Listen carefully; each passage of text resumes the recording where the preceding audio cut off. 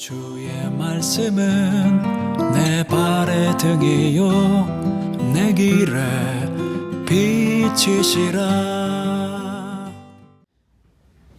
여러분 참 반갑습니다. 여러분도 반가우시죠? 네, 이렇게 하얀색 앞이 막혀 있어서 제대로 표시는 못하지만 참 많이 서로 반가우실 것 같아요. 이렇게 보니까 참 그러네요, 그죠? 이렇게 눈만 내놓고 예배를 어쩔 수 없이 드리고 있어요. 그렇지만 뭐 함께 예배를 이렇게 드리고 있으니까요. 뭐 아주 조금이지만 이제서 우리 삶이 조금은 제자리로 돌아가고 있구나 하는 느낌이 좀 듭니다. 이번 일로 우리는 너나 것 없이 적지 않게 힘들어하고 있습니다. 그런데 이번 일이 우리를 이만큼 힘들게 만든 것은 아마도 그 질병 자체 때문이라기보다는요, 그 질병이 만들어내 놓았던 불확실함 때문일 겁니다. 언젠가는 잦아들 것 같긴 한데 그게 언제인지 예측을 할 수가 없죠. 다행히 일별 감염자 수가 점점 더 줄어들고 있어요. 전국적으로 보면은 이제 어제 107명 이렇게까지 줄어들었고, 대구는 어제 보니까 어제 확진자 수가 62명 늘었습니다. 그리고 전국적으로 보면 확진자 수가 느는 것보다 완치자 수가 2배를 넘어서고 있어요. 이거는 이제 점점 더 이 질병이 잦아들고 그 새가 꺾이고 있다라는 그러한 소식이 될 것이고, 그래서 조금은 마음도 놓이지만 또 모르죠, 여러분. 또다시 환자가 급증할 수도 있죠. 또 우리나라는 이렇게 괜찮아지고 있지만 다른 나라는 어떨까요? 혹시 어떤 사람들의 이야기처럼 이 일 때문에 전 세계적인 경제공황이 오는 것은 아닐까? 뭐 코로나 바이러스 자체가 주는 공포보다는 이런 알 수 없는 미래에 대한 두려움들이 우리를 더 조금은 윽죄고 있다라는 느낌이 듭니다. 두려워하고 있는 거죠. 여러분, 인간에게 두려움이라는 것은 가장 근본적인 문제 중에 하나입니다. 사실 거의 모든 죄악들이 두려움으로부터 발생한다고 해도 과언이 아니할 정도로 이 두려움은 모든 인간 문제의 근원에 자리 잡고 있습니다. 그런데 현실적으로 보면요, 이 두려움이라는 것은 크게 2가지 이유쯤 때문에 생겨나는 것 같습니다. 첫째로, 이 사람은 자기가 가지고 있었던 것을 잃어버리게 되면 그때 두려워하죠. 그게 자기 목숨이건 아니면 어떤 사람이나 자기 소유한 물건이든지 간에 있던 것을 빼앗기고 잃어버리게 될 때 두려워합니다. 그리고 둘째로, 사람은 앞으로 자기가 꼭 필요한 것을 얻지 못할 수 있다라는 가능성을 발견하게 될 때 또 그것 때문에 두려워하게 되죠. 근데 여러분, 우리가 이런 두려움들을 가지게 되는 것은요, 사실 우리가 살아가는 세상이 실제로 그렇기 때문입니다. 만약 이 세상에 무엇을 잃어버리고 빼앗기지 않을 정도로, 아무것도 그렇게 하지 않아도 될 정도로 안전한 곳이고요, 필요한 것은 얼마든지 언제든지 마음대로 얻을 수 있는 그렇게 풍요로운 곳이라면 어떤 사람도 두려워하지 않겠죠. 두려워할 이유가 없으니까 말입니다. 하지만 이 세상은 전혀 그런 곳이 아니죠. 우리도 그걸 알고 있어요. 그렇기 때문에 이 세상에 살아가는 한 그 세상에서 살아가는 모든 사람들은 이 두려움이라는 문제를 언제든지 맞닥뜨릴 수밖에 없는 겁니다. 예수님께서 베드로와 대화를 나누시는 동안에 제자들은 옆에서 그 이야기를 다 같이 듣고 있었어요. 예수님께서는 계속해서 당신이 제자들을 떠날 것이다 라고 말씀하시고, 하지만 너희들은 내가 가는 곳으로 따라올 수 없다 라고 말씀하시죠. 베드로가 예수님을 위해서라면 자기의 목숨까지 내놓겠다고 장담을 했을 때 예수님은 아니다. 너는 나를 위해서 네 목숨을 내놓기는커녕 너 살자고 앞으로 몇 시간 안에 나를 3번이나 완전히 부인하게 될 것이다 라고 호언장담을 하셨습니다. 여러분, 다른 제자들이 마음이 어땠을까요? 자기들의 모든 것을 걸었던 예수님, 그리고 모든 것이 되어주셨던 예수님이 자기들을 떠난답니다. 그리고 자기들은 그 예수님을 따라갈 수 없대요. 제자들 말 그대로 졸지의 삶의 기반을 전부 잃어버리게 된 것이죠. 근데 이게 다가 아닙니다. 거기다가 예수님은 좀 전에 말씀드린 것처럼 예수님을 가장 누가 보아도 사랑했던 이 베드로가 새벽 다 울기 전에 3번씩이나 예수님을 부인하게 될 거라고 말씀하세요. 그렇다면 어떨까요? 그 베드로보다 훨씬 더 충성심이나 사랑이 적은 자기들이 어떻게 될지는 불을 보듯이 뻔한 일이죠. 베드로보다 더 심각하게 예수님을 배반하게 될 가능성이 훨씬 더 큽니다. 자, 제자들은 그래서 두려워하기 시작한 거죠. 앞으로 예수님 없이 우리가 어떻게 살아가야 하나? 우리들도 베드로와 같이 되는 것은 아닌가? 뭐 이런 일들이 너무나 불투명하고 불안하기만 했기 때문입니다. 자, 오늘 본문 말씀은 예수님께서 제자들의 이런 근심을 해결하게 주시기 위해서 주신 말씀의 첫 번째 구절인데요. 예수님은 제자들이 반드시 이 문제를 해결해야 된다는 것 아셨습니다. 그날 밤부터도 그렇고 앞으로도 그렇고 이 두려움의 문제, 그리고 그 두려움이 만들어내게 될 근심의 문제를 해결하지 못하면 제자들은 절대로 예수님의 제자로 살 수도 없고 하나님의 자녀로 살아갈 수도 없기 때문이죠. 그런데 그 자리에 있었던 예수님의 제자들만 그런가 하면 그렇지가 않죠. 여러분, 이 원리는요, 오늘 예수님의 제자들로 살아가는 우리 모두들에게도 똑같이 해당되는 원리입니다. 우리가 하나님의 자녀답게 살고 예수님의 제자답게 살아가지 못하게 방해하는 것은 늘 똑같습니다. 그것은 언제나 두려움이고요. 그 두려움이 만들어내는 근심이지요. 이 두려움과 근심만 없다면 우리는 얼마든지 완전한 삶을 살아낼 수가 있게 될 것입니다. 우리가 그 두려움과 근심에 사로잡히게 될 때마다, 그래서 걸려 넘어질 때마다 우리는 하나님께서 우리 인생에 주신 하나님의 영광을 위해 살아야 한다는 그 귀한 목적을 잃어버리고 마치 하나님이 없는 사람처럼 다시 제자리로 돌아가게 되니까 말입니다. 어떤 분들은 나에게는 근심이나 두려움이 없다, 뭐 이렇게 말씀하실지도 모르겠어요. 그렇다면 여러분, 그런 분들은 스스로에게 한번 다시 물어보셔야 합니다. 자기에게 욕심이 없는지 말이죠. 만약에 욕심이 있다면요, 그리고 내가 그 욕심을 따라서 살아가는 그런 삶을 살아가고 있다면 나는 근심하고 있는 겁니다. 또 나에게는 두려움도 있는 것이고요. 욕심이라는 것은 원래 두려움이라는 문제를 해결하기 위해서 우리의 본능이 찾아낸 하나의 방편에 불과하기 때문입니다. 여러분, 욕심과 근심은 똑같은 거예요. 욕심과 근심의 근원에는 두려움이라는 똑같은 뿌리가 놓여 있습니다. 그래서 두려움의 문제를 해결할 수 있으면 우리는 욕심과 근심을 함께 해결할 수가 있어요. 그리고 그렇게 근심과 욕심을 해결하게 될 때 우리는 성도들에게만 허락된 자유롭고 능력 있는 삶을 살아가기 시작할 수가 있고 하나님을 기쁘시게 해드릴 수도 있는 겁니다. 예수님께서는 우리들에게 너희는 마음에 근심하지 말라, 하나님을 믿으니 또 나를 믿으라 라고 말씀하시는데요. 이 근심하지 말라는 말씀과 나를 믿고 하나님을 믿으라는 말씀, 겉으로 그냥 슬쩍 보기에는 서로 그렇게 많은 연관성을 가지지 않고 있는 말씀처럼 보여요. 하지만 이 믿음과 두려움은요, 사실 뗄 수 없는 관계를 가지고 있습니다. 예수님께서는 먼저 두려워하는 제자들을 향해서 근심하지 말라라고 하셨는데요. 여러분, 어떻습니까? 말씀이야 참 간단하게 하시지만 실제로 그렇게 하려고 하면 이 문제가 간단한 문제가 아닙니다. 근심이라는 것이 어디 이제부터 나 근심하지 말아야지 한다고 한꺼번에 순식간에 우리 자신에게서 사라져가는 그런 것이 아니지요. 아무리 떨쳐버리려고 해도 그 우리 생각의 끝, 마음의 끝자락을 붙잡고 놓아주지 않는 것이 이 근심과 두려움입니다. 그런데 예수님께서는 우리가 누군가를 위로할 때처럼 그저 너 근심하지 마 이렇게 말씀하시고 만 게 아니에요. 다 지나갈 거야 이렇게 말씀하신 것이 아니라는 거죠. 하나님을 믿고 나를 믿으라라고 말씀하셨습니다. 근데 여러분, 이 말씀이 정말 중요해요. 이 말씀 덕분에 근심하지 말라라는 주님의 이 말씀이 우리가 다른 사람을 위로할 때 건네는 그런 말들처럼 속이 텅 비어버린 능력 없는 위로가 아니라 그렇게 근심을 벗어나고 두려움을 떨쳐버리기 위해서 살았고 또 그것을 해결하려고 욕심도 부렸던 우리들, 그렇지만 단 한 번도 그 문제를 온전하게 해결해내지 못하는 평범한 사람들에게 복음의 말씀이 될 수 있기 때문입니다. 성도 여러분, 우리는 우리의 두려움의 문제 어떻게 해결해야 될까요?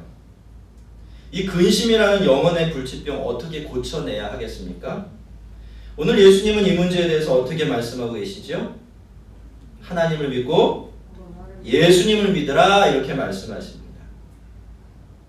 그러면 두려워하지 않게 될 것이다 라고 그렇게 말씀하세요. 요한일서 5장 4절은 이렇게 말합니다. 대저 하나님께로서 난 자마다 세상을 이기느니라. 세상을 이긴 이김은 이것이니 우리의 믿음이니라. 대저 하나님께로서 난 자마다 세상을 이기느니라. 세상을 이긴 이김은 이것이니 우리의 믿음이니라. 성경은 한결같습니다.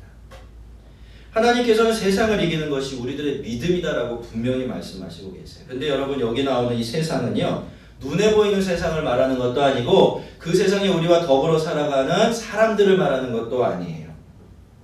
여기 나오는 이 세상은요, 이 세상을 지금도 움직여가고 사람들을 이리저리 휘두르는 동기와 원리들을 의미하는 겁니다. 성도 여러분, 이 세상을 움직여가는 동기와 주된 동인이 뭐라고 생각하십니까? 사람들이 세상을 참 대단한 것으로 보고 있지만요, 이게 뭔지를 한번 생각해보면 세상도 참 별것 없구나라는 것을 알게 됩니다. 여러분, 지금 세상을 움직여가고 있고 발전시켜가고 있는 것은 바로 욕심과 두려움이에요. 이 세상을 움직여가고 또 발전시켜가는 동기가 욕심이다라는 것은 거의 모든 사람들이 이미 동의하고 있는 사실입니다.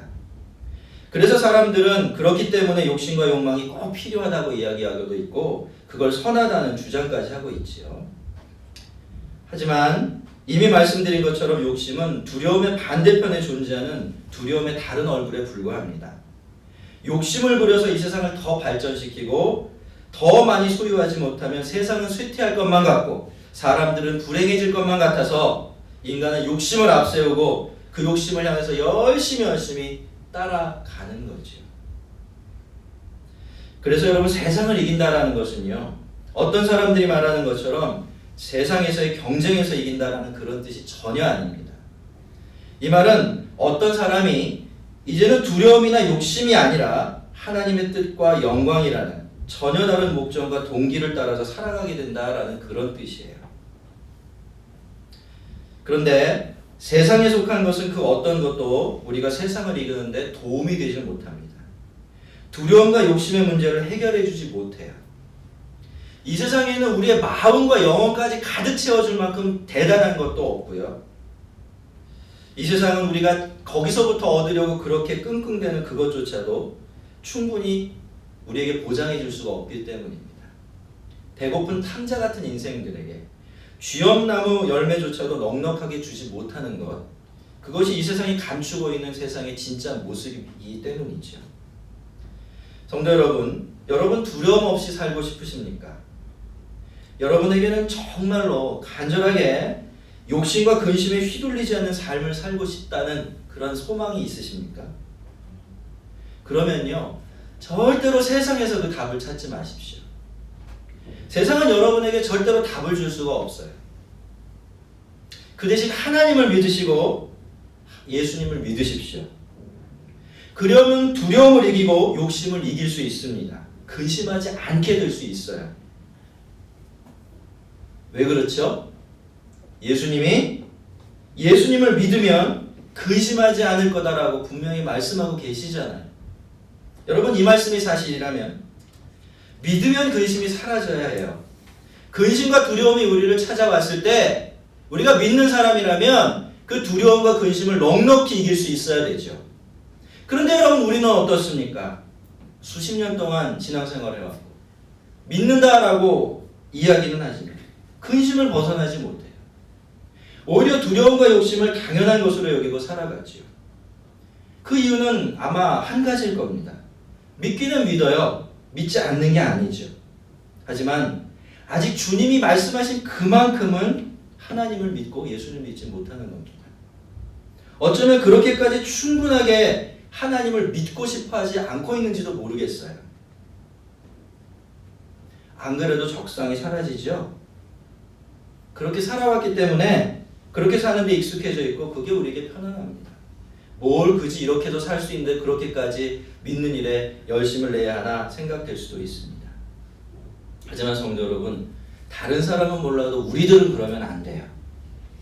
구원받은 하나님의 백성이라면, 구원의 은혜를 아는 사람들이라면 절대로 그러면 안 됩니다. 왜냐하면 우리에게는 그러면 안 되는 충분한 이유가 있기 때문이에요. 여러분, 주님은 우리를 구원하시기 위해서 당신의 귀한 생명 내어놓으셨죠. 하나님께서는 독생자의 생명도 아낌없이 우리를 위해서 내어주셨습니다. 이것이 하나님께서 우리를 구원하시기 위해서 치러내신 엄청난 대가예요. 그러면 여러분, 하나님은 무엇 때문에 그런 엄청난 대가를 지불하시면서까지 우리를 구원하셨을까요? 그저 우리가 그렇게 귀한 사람들이기 때문일까요? 그 답은 고린도전서 5장 15절에 분명하게 나와 있습니다. 제가 한번 읽어드리겠습니다.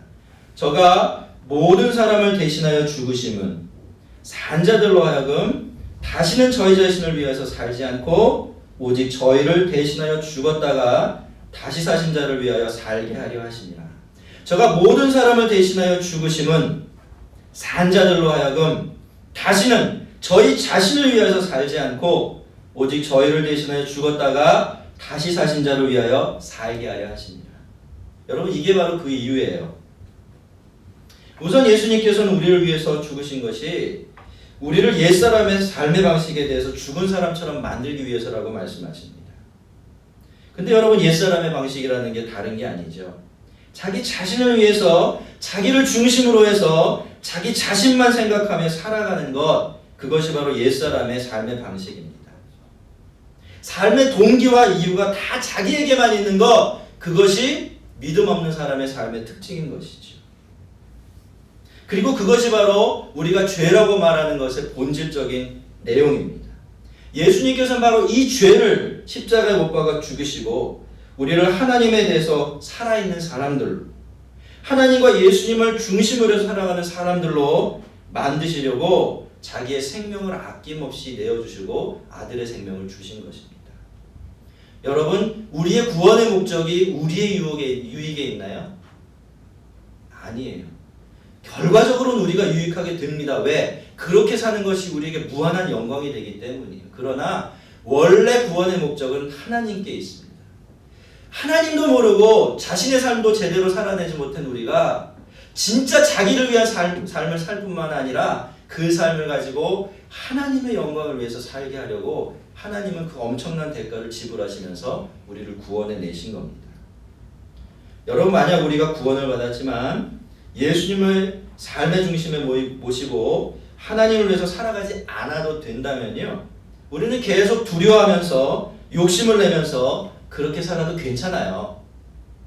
하나님께서 그 두려움과 그 근심을 극복할 수 있는 방법을 알려주셨다고 해도 그것은 그저 내가 나에게 더 편안한 쪽을 선택한 것에 불과하고요.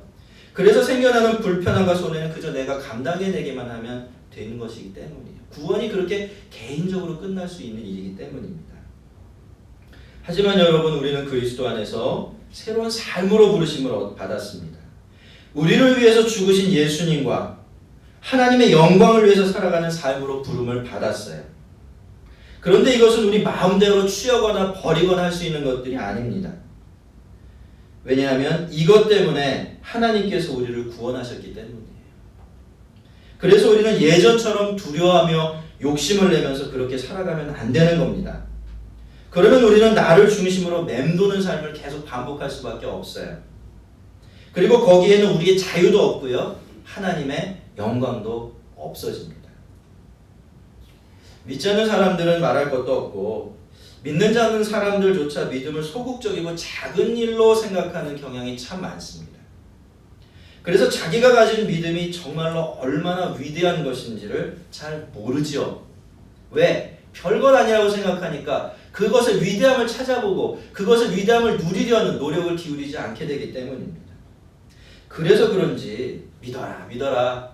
다른 일이나 활동이 아니라 정말로 하나님을 믿는 일 자체에 헌신하고 그래서 정말 예수님 말씀대로 믿는 사람이 되어라 라고 하면 그 말에 대해서 진지한 관심을 두는 사람이 별로 많지 않습니다. 그 말을 듣고 믿음의 싸움으로 뛰어드는 결단을 내리는 분들이 거의 없어요. 그러다가 더 이상 자기에게 해결 방법이 없는 그런 일을 발견하고 두 손 두 발 들어야 되는 상황이 되어서야 겨우겨우 뭉기적 하나님께 나오게 되죠. 물론 우리의 믿음은요, 분명히 그런 식으로 시작되고 성장해가는 측면이 있습니다. 누구라서 그런 과정을 겪지 않고 자기의 믿음을 키워갈 수 있을까요? 하지만 이것은요, 하나님이 긍휼이 풍성하신 분이시기 때문에 우리에게 특별하게 주어지는 은혜이지 그다지 바람직한 일들은 아닙니다. 마지못해서 다른 방법이 없어서 그제서야 하나님 붙드는 것은 진정으로 하나님을 높여드리는 일이 될 수가 없기 때문이죠. 여러분, 믿음이 무엇일까요? 믿음이라니요, 아주 단순한 겁니다. 믿고 의지하는 거예요. 기대고 신뢰하는 것이 믿음이죠. 뭐라고요? 믿음은 믿고 의지하는 거예요. 기대하고 신뢰하는 겁니다. 무슨 일에 있어서건 그렇게 하는 거예요. 아무리 아름답고 대단한 말로 이 믿음이라는 말을 장식한다고 해도 기대고 의지하는 것이 믿음의 본질이라는 사실만큼은 변하지가 않습니다. 아마도 그래서 사람들이 이 믿음의 위대함을 또다시 놓치고 있는지도 모를 일입니다. 왜? 우리는 독립적이고 자기의 힘으로 뭔가를 하는 걸 굉장히 좋아하고 가치 있게 여겨요. 그렇기 때문에 그 대상이 하나님이라고 할지라도 기대고 의지한다는 것이 위대한 일이라는 것을 깨닫지 못하는 겁니다. 하지만 여러분, 기댄다고 해서 다 똑같이 기대는 게 아니에요. 의지한다고 해서 다 똑같이 의지하는 게 아닙니다. 무엇을 의지하고 무엇에 기대느냐에 따라서 그렇게 하는 행위의 의미도 능력도 완전히 달라지게 돼요. 예를 들어서요, 길에 떨어진 얇은 나뭇가지를 주워들고 산을 오르는 것하고 든든한 고급 등산 지팡이를 짚고 산을 오르는 것은 절대로 같을 수가 없어요. 두 경우에 다 자기 손에 쥐어진 그것을 의지해서 산을 오르고 있지만 두 가지 경우는 완전히 다른 경우입니다. 만약에 이 사람이 한쪽 다리를 다쳐서 무언가에 의지하지 않고는 산을 오를 수 없는 그런 형편이라면 이 사람이 무엇을 짚고 산을 올라가고 있는가에 대해서 얻는 결과는 완전히 달라지게 될 것입니다. 자, 첫째로 두 가지로부터 실제로 얻을 수 있는 힘이, 능력이 완전히 다르죠. 지팡이는 그 사람을 충분히 그리고 끝까지 지탱해 줄 겁니다. 아프고 약한 다리를 가지고도 높은 산을 오르도록 말이죠. 이 사람이 힘이 들어서 포기하는 힘이 하는 있어도 지팡이가 부러지는 일은 없겠죠. 하지만 나뭇가지는 그럴 수가 없습니다. 그리고 둘째로, 그렇기 때문에 두 경우에 그 사람이 얻을 수 있는 평안과 마음의 안정감이 완전히 달라요. 나뭇가지는 불안하죠. 언제 꺾어질지도 모른다라는 불안감을 줍니다. 반면에 등산 지팡이는 완전한 안정감을 주어요. 그래서 나뭇가지에 의지해서 산을 오르는 사람은 늘 마음이 불안하죠. 하지만 등산 지팡이에 의지해서 산을 오르는 사람은 그런 불안함을 느낄 이유가 전혀 없어집니다. 마음이 늘 평안할 수 있는 거죠. 그런데 여러분, 우리의 믿음은 뭘 대상으로 하는 겁니까? 우리의 믿음은 뭘 의지하고 뭘 기대는 거죠? 바로 하나님 아버지입니다. 모르시는 것이 없고 할 수 없는 것이 없으시기 때문에 절대로 실수라는 게 없으신 분, 거짓말하지 않으시고 말 바꾸지 않으시기 때문에 한 번 하신 약속은 끝까지 완벽하게 지켜내시는 분, 당신의 자녀들뿐만이 아니라 이 세상의 모든 것들과 거기서 일어나는 모든 것들의 기초가 되시고 기반이 되시는 분, 완전한 지혜로 이 세상 모든 것들을 당신의 선하신 뜻을 따라 섭리해 가시는 분. 믿음이라는 것은요, 여러분, 믿음이라는 것은 바로 이런 하나님을 믿고 의지하고 기대는 거죠. 그래서요, 믿음이라는 것 자체는 우리가 생각하는 것만큼 소극적이고 약한 일이겠지만 그 하나님 때문에 우리의 믿음은 이 세상 어떤 것보다도 강하고 위대한 것이 되는 거예요. 정말로 세상을 이길 정도로 말이죠. 14세기부터 18세기 말까지요, 유럽에서는 간간히 이 흑사병이라는 엄청난 전염병이 유행을 했었습니다. 이 전염병은 숫자로 따지면 7천만 명에서 많게는 2억 명, 대단하죠. 그 당시 인구로 치면. 비율로 따지면 유럽 전체 인구의 최소 30%부터 최대 60%까지의 사람들의 생명을 앗아갔을 정도로 아주 지독하고 치사율이 높은 그런 전염병이었는데요. 유럽에서 종교개혁이 일어나는 때가 16세기 초였기 때문에 1500년대 초였죠. 종교개혁자들은요, 공적으로 사적으로 이 문제에 대해서 어떻게 반응을 하고 결단을 내려야만 하는 그런 상황에 있었습니다. 그리고 때로는 이 전염병이라는 상황에서 자기 스스로 어떻게 행동해야 될까를 결정해야 했기 때문에 그 결정에 따라 자기가 살 수도 있고 죽을 수도 있는 그런 형편이었다고 해요. 그런 분들 중에서 이 쯔빙글리라는 종교개혁자가 있는데 이분의 이야기가 있고 또 이분이 남긴 시가 있어서 제가 여러분에게 간략하게 한번 소개를 해드리고 싶습니다. 그 다음은 그 내용이에요. 자, 쯔빙글리가 1519년 1월 쥐리의 목회자로 사역을 시작한 지 얼마 지나지 않아 흑사병이 도시를 덮쳤습니다. 이 흑사병으로 인해서 쥐리 전체 주민의 적게는 4분의 1, 많게는 3분의 1에 달하는 사람이 죽었습니다. 당시 쥐리 인구가 7,000명 정도였는데 2,000명가량이 목숨을 잃었습니다. 쯔빙글리는 자신도 흑사병으로 자신을 잃어버리는 아픔을 겪습니다. 그렇지만 그는 목회자로서 매일 병자들을 헌신적으로 돌보았는데 그러다가 1519년 9월 말경에 자기도 똑같은 병에 걸려 몸져 눕고 말았습니다. 그는 그때부터 시작해서 11월 중순까지 거의 2달 동안 극심한 고통을 겪은 후에 기적적으로 회복이 되었습니다. 그 당시 그가 쓴 시가 그가 얼마나 하나님을 의지하고 있었는지를 고스란히 보여줍니다. 그의 시는 이렇게 시작이 되고 있어요. 주님, 나를 도우소서. 나의 힘, 나의 반석이시여. 문 밖에서는 죽음이 문 두드리는 소리. 나를 위해 못 박히신 당신의 손을 높이 들어서 죽음을 정복하시고 나를 구원하소서. 여기까지는 우리가 공경 중에 드리는 기도와 별반 다르지 않은데요. 이 다음의 기도가 완전히 뒤바뀌어 버립니다. 그러나 당신의 음성이 내 생에 한낮인 지금이라도 내 영혼을 부르신다면 나는 순종하겠나이다. 신앙과 소망 안에서 이 땅을 포기하고 천국을 얻고자 하오니 나는 당신의 것입니다. 그러나 당신의 음성이 내 생에 한낮인 지금이라도 내 영혼을 부르신다면 나는 순종하겠나이다. 신앙과 소망 안에서 땅을 포기하고 천국을 얻고자 하나니 나는 당신의 것이니이다. 여러분, 쯔빙글리가 두려워했습니까? 두려워하지 않았습니까? 두려워했어요. 엄청나게 두려워했습니다. 왜 안 그렇겠습니까? 매일매일 문 밖에서 죽음이 문을 두드리는 그 검은 그림자의 모습을 보고 있었는데 말입니다. 하지만 여러분, 그는 그럼에도 불구하고 그 흑사병이 창궐하는 쥐리를 떠나지 않고 끝까지 성도들을 돌볼 수 있었죠. 그것은 다른 이유 때문이 아닙니다. 쯔빙글리가 그만큼 하나님을 신뢰했기 때문이에요. 하나님이 주시는 것이라면 죽음이라도 받아들일 수 있을 정도로 그만큼 하나님을 믿고 의지했기 때문에 그 믿음 덕분에 그는 그 두려움을 이겨낼 수 있었고 끝까지 자기의 주신 소명의 자리를 지켜낼 수 있었던 것입니다. 성도 여러분, 이 세상에 두려움을 느끼지 않는 사람은 없습니다. 욕심이 없는 사람도 없고요. 근심과 걱정을 모르는 사람도 없어요. 사람들 사이에 다른 점이 있다면 그저 그런 두려움과 욕심을 당연한 것으로 여기며 불편하면서도 거기 순응하며 살아가느냐, 아니면 그것을 이겨내며 살아가느냐 하는 점만 다를 뿐이죠. 하지만 여러분, 성도들에게 있어서 그 차이는 절대로 적은 것이 아닙니다. 이것이 하나님 앞에서 살아가는 우리의 인생을 전혀 다른 모습으로 뒤바꿔버리기 때문입니다. 한쪽은 여전히 자신과 세상에 묶여서 두려움과 욕심에 휘둘리는 삶을 살아가지만 다른 한쪽은 두려움을 이겨내며 하나님이 주신 삶을, 그 영광스럽고 능력 있는 삶을 살아내게 됩니다. 성도 여러분, 우리는 하나님을 믿어야 합니다.